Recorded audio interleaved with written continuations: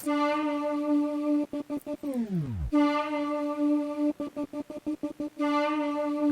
the Dino Wells Show.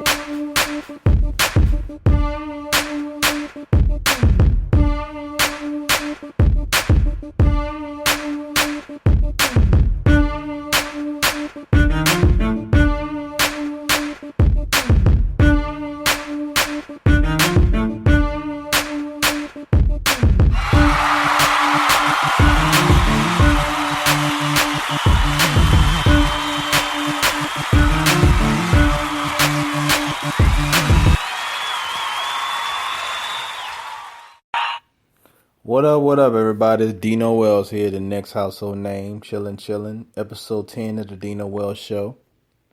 The topic of today is my journey in this film business.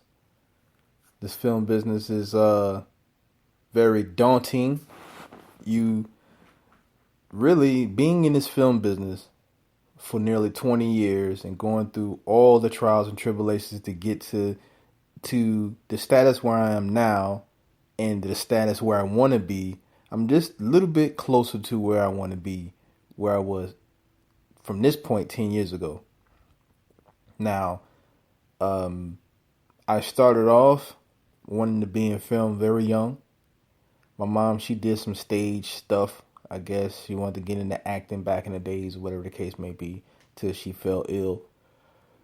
And, you know, when I left my mom home, I wanted to get into entertainment, but didn't have the resources and means to do such things. So boxing, I felt, was an avenue for me to get into the entertainment business. So I was like, let me go ahead and entertain people with what I've learned in boxing, beat up some people, and then go to the Olympics, win that, turn pro, dominate as a professional, like something like what Mayweather has done, but have a little bit more charisma about myself while generating millions and millions and millions of dollars. And then win my belts, defend them, retire, and use those accolades to get into film. Start my film company and just live my legacy from there. You know. But things didn't go quite that way as I envisioned it, as I planned it. There was an alternation. There was an alternation to my mission. It was altered by negativity. It was altered by procrastination and insecurity. And insecurity, procrastination, and insecurity is a career killer. Procrastinating, when you procrastinate a lot, you're insecure, dealing with people that's insecure and on a path towards greatness. You know? So just got to get past all that. I started off as an extra on Scream 2. Then I was a featured extra on Mama's Flores Family. Shout out to Cynthia Stillwell for opening that door for me, planting that seed, and you know, I kept watering it and pushing on and, you know, doing other stuff outside of the business, trying to get myself established and dealing with outside adversities and failed relationships and working hard to get to that goal that I want. Not having no structure. I didn't have no structure, had no guidance. I was just going at it, freelancing willy-nilly. Thought about going to film school. Tried to go to film school, didn't have the finances for that. You know, the loan, I couldn't get a loan for it. Credit was jacked all type of up. Working as a production assistant on a bunch of movies and TV shows, music videos, commercials, just gaining experience that way. Knowing that my ultimate goal and dream is to direct. Be a writer, director, and, you know, act from time to time. But my main goal is writing and directing. That's it. You know, I want to write great movies and direct great movies and act in from time to time. I don't want to be a big time actor or anything, but I do want to be a big time go to director and screenwriter and just tell good stories and get on the level of a Robert De Niro, Denzel Washington, Idris Elba, Sidney Poitier, Al Pacino, you know, those guys, Richard Dreyfuss, you know. So I'm just trying to stay focused and working hard. I'm learning. I have a career coach, and she's kind of upset with me probably because I'm not pretty much. I'm pretty much holding myself. Seem like I'm holding myself back from what I need to get to, but it's more complicated than what it seems. It's a little bit more complicated than what it seems. Why I'm not to that level where I need to be. I can see the bigger picture. I can see the door with the half open with the shining light going through it. And I need to get there. My foot was in the door, and I thought this documentary, being a part of When the Bell Rings, is going to knock me through that door. And, a harsh reality kicked in big time. In 2010, I was at the lowest of the lows of my life. I was living in Culver City in a hotel, the West End Hotel behind the Culver City Movie Theater next to the Culver City Studios, right there in downtown in the heart of Culver City. I love that city. Culver City was awesome. Great atmosphere. The weather's nice. The people, the food, vegan restaurants down the street, Trader Joe's right there, Sony Studios down the street. It was just a place to be. Bus routes right there. The beach is way down the street. It's like, come on. Santa Monica Beach is like down the street. I can walk most places within Culver City, but if I want to go to Santa Monica, take the bus, go down there, walk to Sony Studios, jog around the neighborhood. It was just I liked Culver City. I had a sense of feeling like I'm in the film business, although I wasn't where I need to be, but I just felt like I needed to be there. But I was empty. I was living in Culver City empty. I was on unemployment. I had no other income. I was not working in film anymore. I was not PAing on anything. I wasn't acting in nothing. I wasn't an extra in nothing. I did no audience work. I've done all that in 2007 and 2008. I was doing audience work to make money. I was doing extra work with Central Casting, doing extra work here and there. I was just getting there, working to get my name out there. Working with some PAs, got close with some ADs, doing some PA work. But the relationship I was in at the time kind of was a distraction to my journey. That relationship I was in was a major distraction to my journey, which got me fired off a TV show because of some actions that happened with my girlfriend at that time that got me fired. She had no, my goodness, like I was thinking like she had no regards of my career or anything. She was selfish, pretty much evil. But, it is what it is. It happened. I learned from it. But I was pretty much not blackballed, but I wasn't getting any work. You could say it was blackballed, sort of. And then another situation arose where I gained to my last, and, it was just things in the 2007, 2008, 9-ish, 2009, I stepped away from, I was still in California. I was living in Riverside, but I kind of stepped away from the business to refocus on me, to reevaluate what was going on or whatever. I'm doing timeshare work. I'm doing telemarketing work just to try to make some ends to get myself back established to get to what I need to do, go to the functions and things and such forth. Being out in Riverside, being around those brothers I live with, got me back motivated and getting in shape because, I was fat, out of shape. And living with those brothers, Wayne, I think his name was Wayne. The two brothers, they were awesome, actually.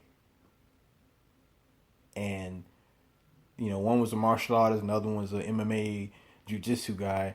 And, I tried to learn a little bit of jiu-jitsu. that's not me. But at the same time, it inspired me to get back into boxing and get back into shape and lose the fatness that I had.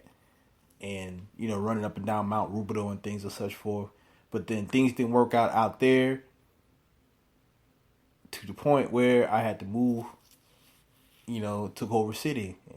Actually, I didn't move actually to Culver City. I stayed with an active friend's friend guest house. And there was, it just like I had a magnet. At that time, seemed like I had a magnet. I was a magnet for drama. You know, there was the young lady I was dating in her drama. It was just crazy. And at the same time, I had to really step away from relationships and just focus on me and my career. And then I stayed in Culver City, lived in a hotel, just focusing on me until I met another chick who was supposed to be a music producer, you know, and that was something to be desired, And I was like, man, why am I keep falling for these chicks, yo? I mean, I really wasn't falling, but maybe sex was cool or whatever the case may be, but I don't need to be in a relationship to have sex, you know what I'm saying? I can just live life, go to a bar, chill, drink, smoke some weed or something, or whatever, meet a nice female, we converse, and we hit it off, and if something happened that night, it does, it don't, go back and shit. I got lotion and napkins at home to take care of myself if I don't get none, I just had to focus on me.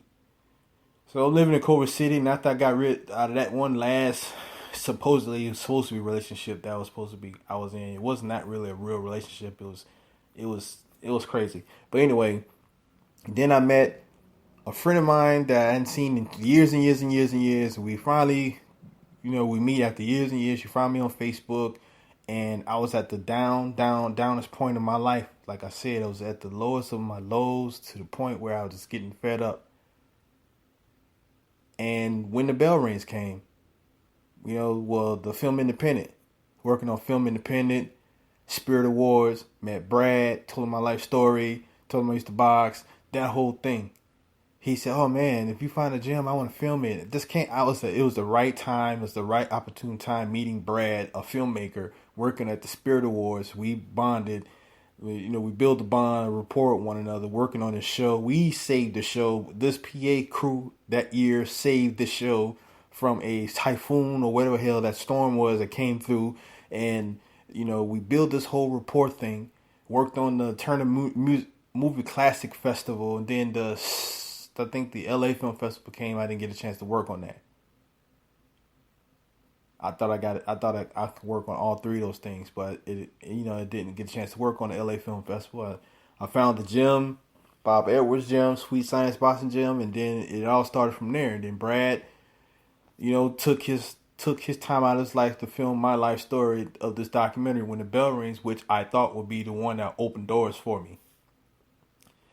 We got later on down the line, after everything was done, edited, and had our world premiere at the New Orleans Film Festival, won that award, and then won 3 other awards after that, 2 honorable mentions and things of such forth, runner-ups and things. Our documentary, When the Bell Rings, is a unsung hit, although it has 4 awards. Second tier, but it is what it is. Got distributors, Something Creative.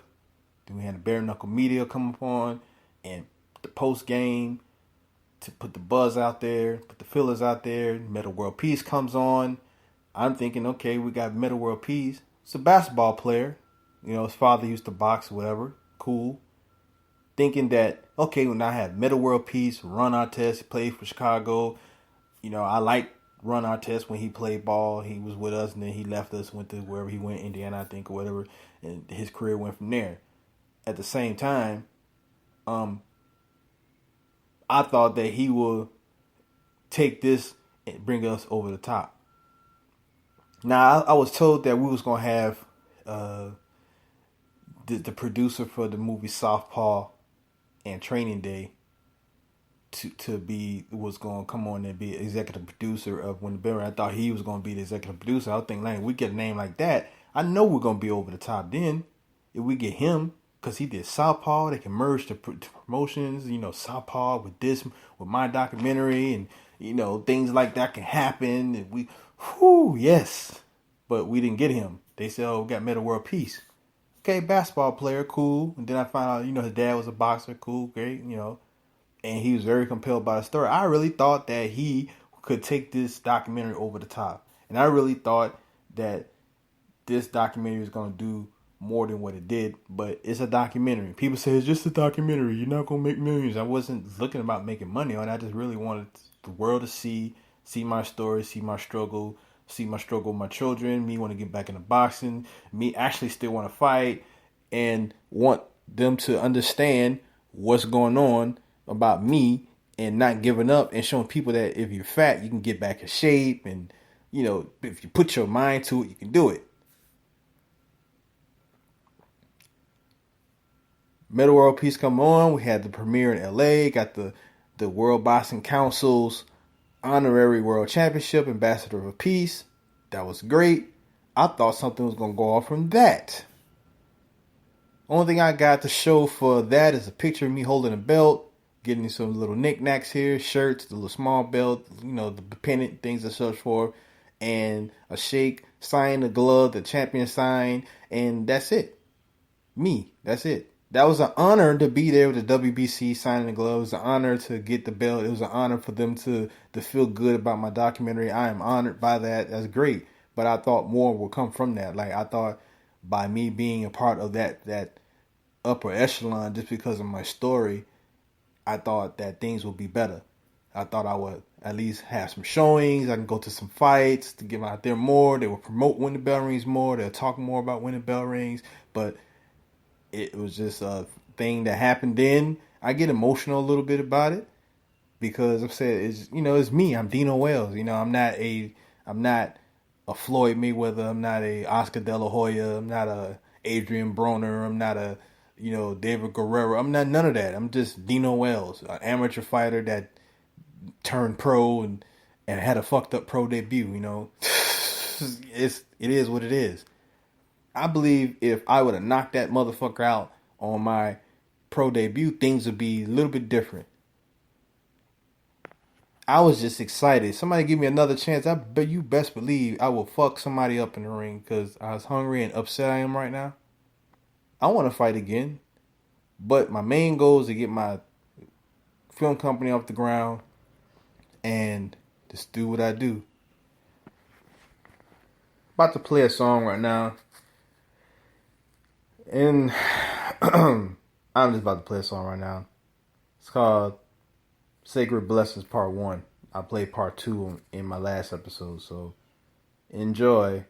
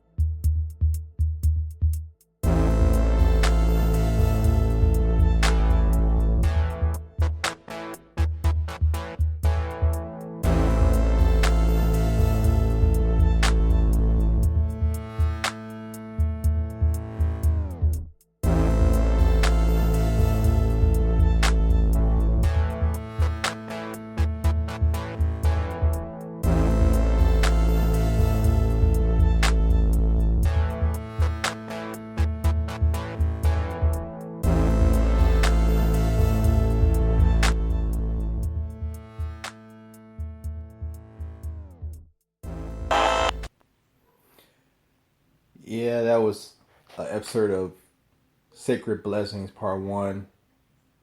It's by me, of course. It's pretty good. It's a pretty good one. I did that one a while back, but that was a quick little break. I feel that if you in the film business and you're in a relationship and you're going into that film business, y'all have to be on the same accord, on the same lane to understanding each other. Now, if you in the film business, you're building your way in the film business, and you meet somebody that's not in the film business, and you working, they got to understand the grind that you got to put into if you start in the extra route, or if you just going on a hustling, you going to auditions and things and such forth. Even if you're going to auditions and you work on the stuff here and there, you day playing on stuff, and you making your money, that's good. But there's gonna be some lows in between. Yeah, work a part-time job or do whatever you do in between time for those jobs, unless you got a job that pays well, that you don't have to work a part-time job. You know what I mean? And you getting good as residuals, then hey, you don't need to work a part-time job. Just focus on your craft. You know, right now I don't even have a part-time job. I focus on my craft. Amongst the distractions that I'm getting on a repetitious basis, I'm focusing on my craft. If I'm not playing video games to keep my mind, to jog my mind off of the lull that's going on in my life, I pretty much I study on YouTube. I ask questions. I listen to my career coach. I watch my acting coach, and then I watch my favorite actors and I study them, and I read up on things, and I go to workshops on YouTube. I do things to keep my craft, to keep my skills sharpened. You know, can't let negativity stop you from doing what you got to do. You can't let. You should not let. You should not let negativity, procrastination, insecurity, or anything that's not going to make you prosper or make you go forward hold you back. And if an obstacle do arise, you go through that obstacle, you punch through it and keep going. Let it be passed, way past behind you. If your significant other is not understanding your grind, have them understand the grind. If they not understanding, then hey, y'all not a perfect match. Gotta go keep it moving. Hey, keep it moving. Y'all not a match, but keep it moving. I have a lot of associates I seen on they rise to the top take a big tumble because of their significant other. I'm talking about male and female associates, because their relationships stopped them from, or they allowed their relationships to tear their focus from their mission. And I've been in that shoes as well. Now, my significant other, she wants to learn the business, but there's certain aspects of the business that she doesn't understand or that she doesn't want me to partake in. But at the same time, this is a business that I want to partake in. This is a business that I'm in. So if you are in a relationship and you moving forward in this business, there's all avenues. You have to go all in, not half in, not 1/4 in, not 3/4. You got to go all in as an actor. You got to give it all as an actor. Now, do you have actors that have objections? If you're an actor that you are very religious or you have high morals and high standards, then that's great. There's nothing wrong with that. There's actors that don't want to perform nude or cuss. That's your prerogative. That's actors. You're limiting yourself of certain roles, but that's cool. That's your prerogative. There's actors that don't want to be nude and nothing. There's actors that don't want to do sex scenes. But there are actors. Excuse me. There are actors out there that want to do that. That will do that. Me, I would do that. But it's just on. It depends on the character, depends on the scene, depends on the significance of the scene, or whatever the case may be. I would do a kissing scene in a heartbeat. I would do a sex scene in the movie in a heartbeat. Only if it has some significant value to the story plot. Not just a random sex scene just to make the movie sell. That's fucked up. Not to be doing no random nudity shit in the movie just to make the movie sell. That's fucked up. People use sexual exploitation all the time to sell their movies or to sell their music or whatever the case may be. I don't need to do that. I don't need to put 6 naked females in a movie just to make a movie sell, or in a scene just to make the scene. Like people, oh man, did you see that scene in that movie? Oh man, them women, them titties. Oh my goodness, see that ass? Ooh, blah, blah. Come on, that's crazy, man. Or I gotta put six buff dudes with swinging dicks for get the females to come in and watch that movie. I don't need to do that, you know. But if a scene warrants a naked man or a naked woman or whatever, and it shows a little sex scene, and I would shoot the scene tactfully, and I would shoot, and of course, the scene would make sense for the movie, for the story scene, the plot, and everything else, and not just to just be throwing it in there. Monster Balls, infamous scene with Billy Bob Thornton and Halle Berry. And that sex scene, people always talk down of Halle Berry because she did that. Nobody talked down to Billy Bob Thornton, but they said she belittled herself doing that scene. Like, it was a fucking scene in the movie. The character warranted that. She was drunk and she was grieving, and he was there. That's some true life shit. I would have done a scene like that. Did he take advantage of her? No, I don't think he did. You know what I mean? The character that wise. You know what I'm saying? That's some true life. True life. That was pivotal. That was awesome. That was an awesome scene. And I'm not saying it because I'm a Halle Berry fan or I'm pro sex scenes in movies, but the scene made sense. But people want to, oh, she got an Oscar. That sex scene was not the reason why she got the Oscar. It may have contributed a little bit to it, but it did not. Because the shit looked real like a motherfucker, but at the same time, that did not. She just did good in that movie, being a grieving mom, losing her boyfriend or husband to death row, and then her son to an accident. Spoiler alert, spoiler alert.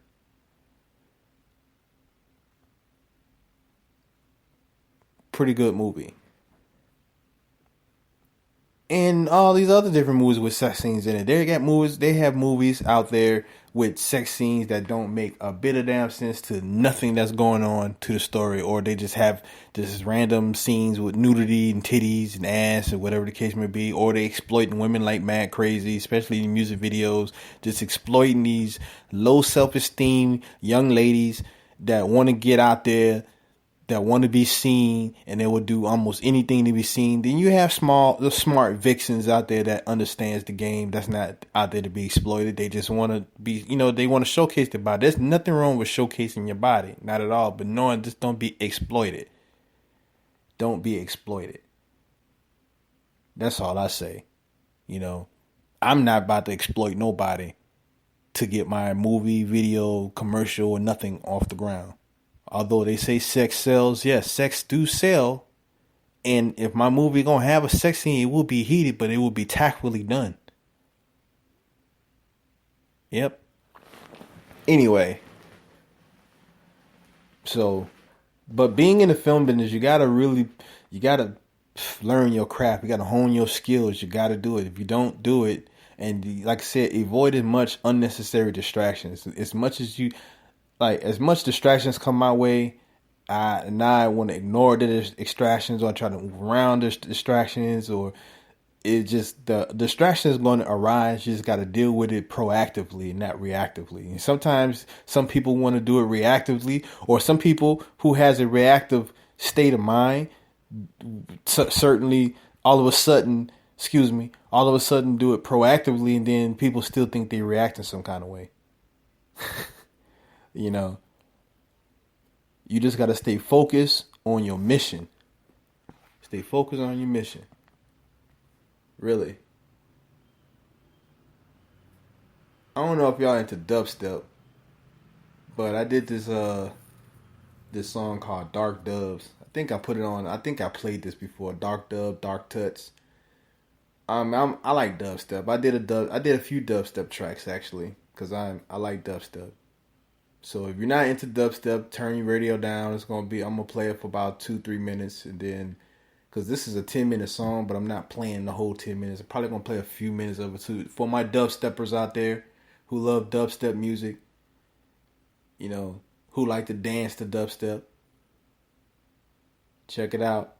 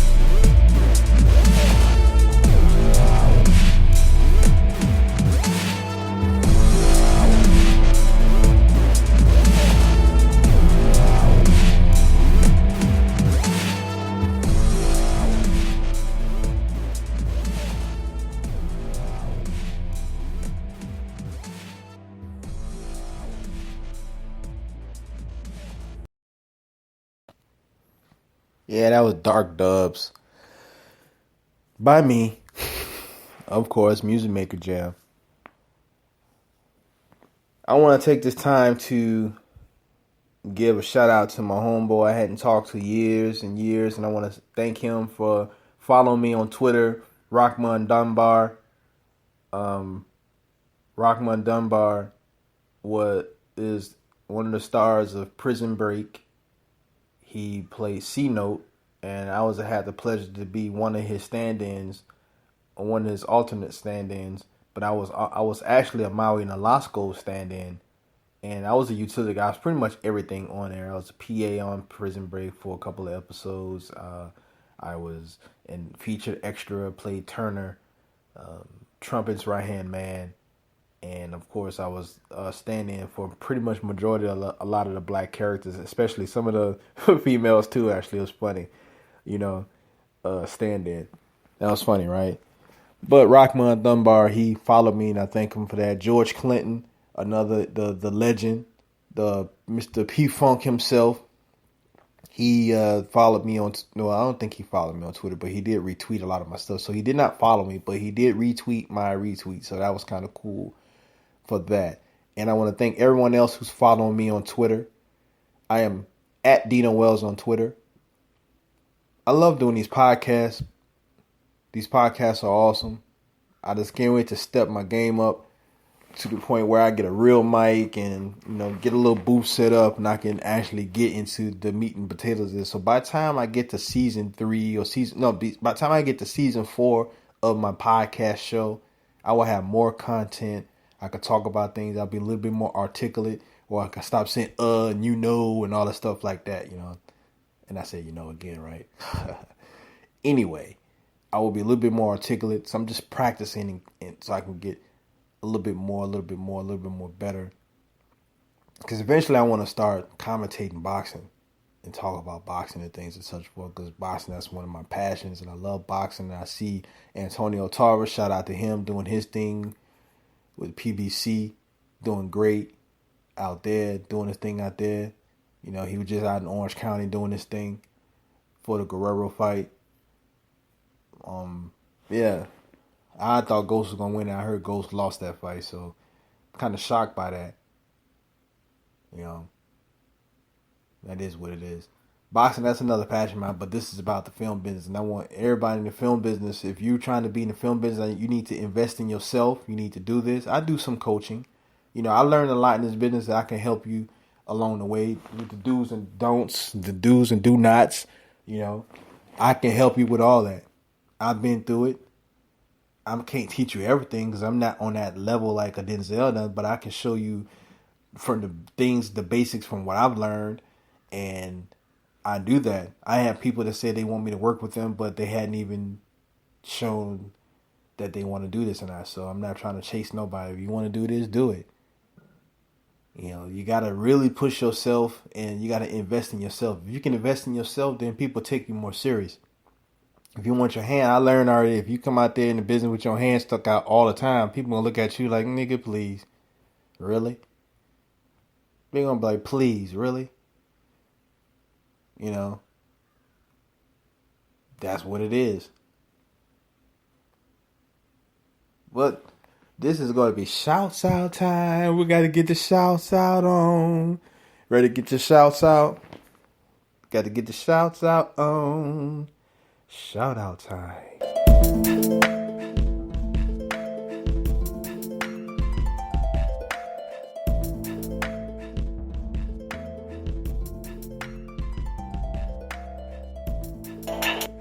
Got to give a shout out to everyone that I know that's going to do their thing in this entertainment business, and whatever goals and dreams or desires that you're trying to meet financially for your career. Shouts out to all y'all that's doing good things. You know what I mean?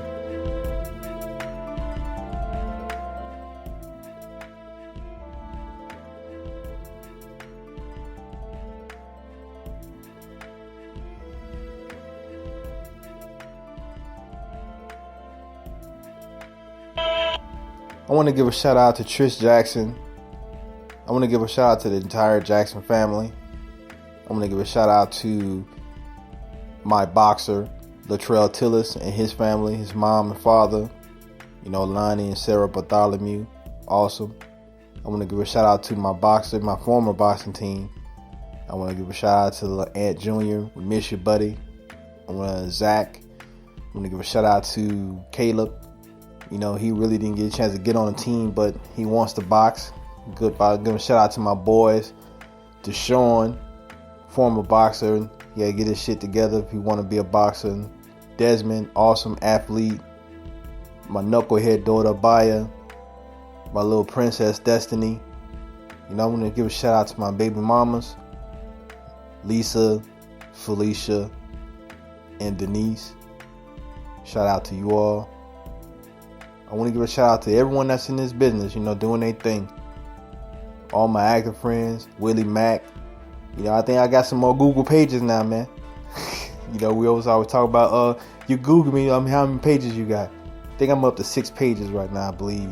Somewhere around there, 6. You go scroll down, you see a lot about me now. I think I'm getting out there. Willie Mack, my homeboy. Shout out to Andrew Blood, my girl Trish Lindian out there in Linden out there in Australia. Shout out to Rebellious Boxing. Everyone who interviewed me this year and last year. Shout out to everyone. Shout out to all the film festivals that accepted When the Bell Rings, and the awards that we won and the recognition that we got. Shout out to everyone that's a part of this journey. Shout out to people who donated to When the Bell Rings, to get When the Bell Rings off the ground. Shout out to all you all. Thank you very much for that.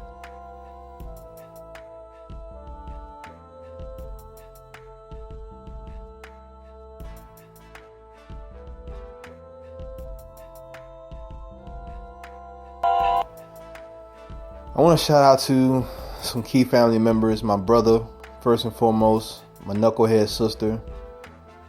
My mom. My pops. Yeah. My grandma. Cousins, uncles. My cousin Dana. My cousin Peanut. Frank. Yeah. Uncle Will. What's going on? All my friends that's in California. I gotta give a shout out to Jason Busey. Come on, man. If it wasn't for you, When the Bell Rings would still be a dream, If it wasn't for you, Brad Boris, if it wasn't for you, When the Bell Rings would never got done, period. So, thanks, Brad. Brad's family, the Boris family. Mama Boris.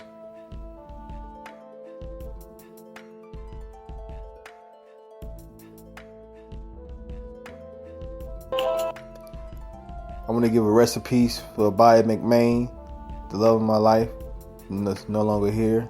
Rest in peace. I want to shout out to Nicole Snedeker, aka Nikki, and the Snedeker family. Her sister Sean Snedeker, Regina Snedeker, her mom and pops, her children. Well, the Snedeker's grandkids, Nikki's kids, Sean's kids. We're doing great things. They are doing great things.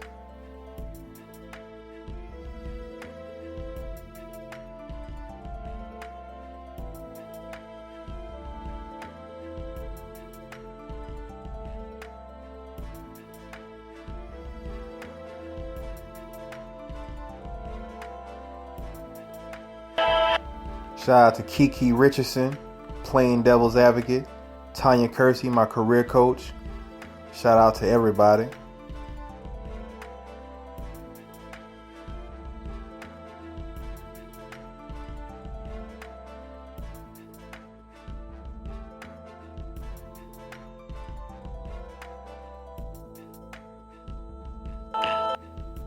Just giving a shout out to everybody right now. Shout out to all my Facebook fam.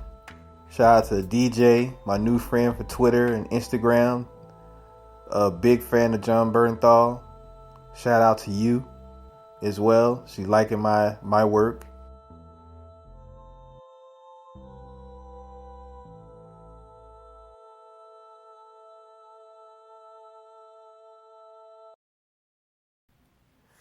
Yep. Oh, that music you heard in the background, I think that was called Casual Intimacy. I think that's what that was called. Or that was Star in the Making. One of the two. I don't remember which one it was actually. I think that was Star in the Making. I think that was Star in the Making because that was not Casual Intimacy. That tripping Casual Intimacy was a whole nother track. But thank you all for tuning in to my podcast.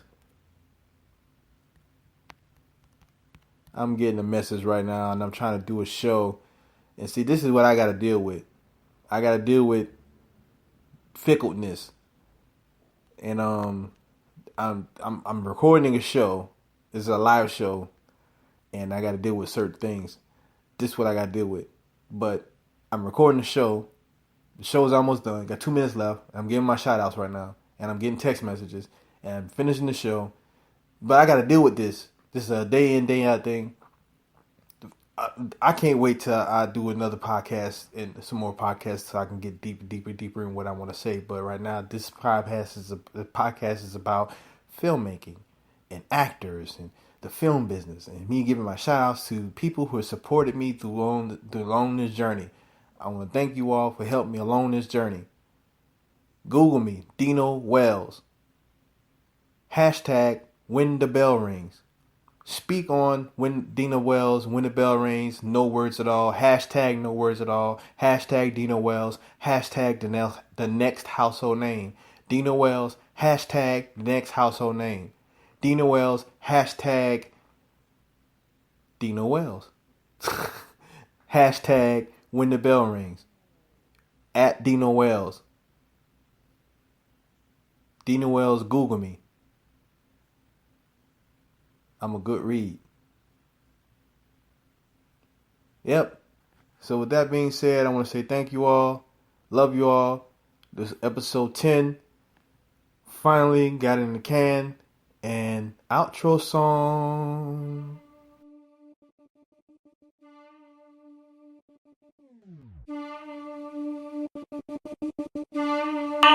It's the Dino Wells Show.